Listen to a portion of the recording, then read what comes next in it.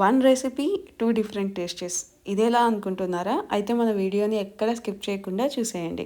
దీనికోసం ముందుగా ఒక కుక్కర్ తీసుకొని ఒక కప్పు బియ్యం తీసుకోవాలి, హాఫ్ కప్పు ఎర్రపప్పు తీసుకోవాలి, 2 టైమ్స్ శుభ్రంగా వాష్ చేసుకున్న తర్వాత ఒక హాఫ్ కప్పు క్యారెట్ తురుము కూడా యాడ్ చేసుకోవాలి.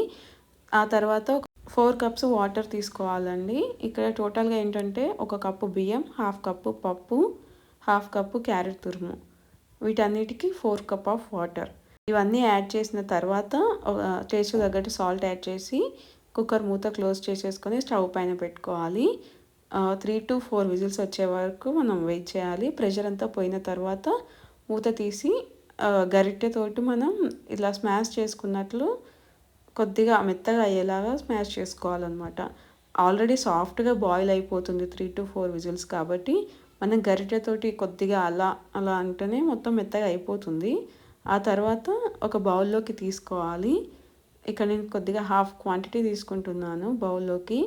ఆ తర్వాత ఒక పావు కప్పు పాలు కూడా యాడ్ చేసుకోవాలండి ఈ రైస్కి.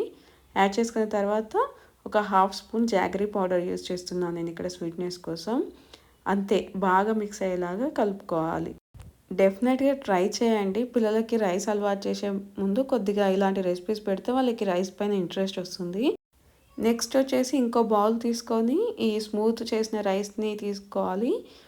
ఒక హాఫ్ స్పూన్ నెయ్యి యాడ్ చేసుకోవాలి. నెయ్యి యాడ్ చేసుకొని బాగా అటు ఇటు కలుపుకొని డైరెక్ట్గా పిల్లలకు తినిపించేయడమే. ఇందులో సాల్ట్ యాడ్ చేసాం కాబట్టి టేస్ట్ బాగుంటుంది. సో డెఫినెట్గా ట్రై చేయండి. చూసారు కదా, ఒకే రెసిపీతో మనం ఆఫ్టర్నూన్ లంచ్, నైట్ డిన్నర్కి ప్రిపేర్ చేసుకున్నాము. ఇలాంటి మరిన్ని వీడియోస్ కోసం మన ఛానల్ని సబ్స్క్రైబ్ చేయండి.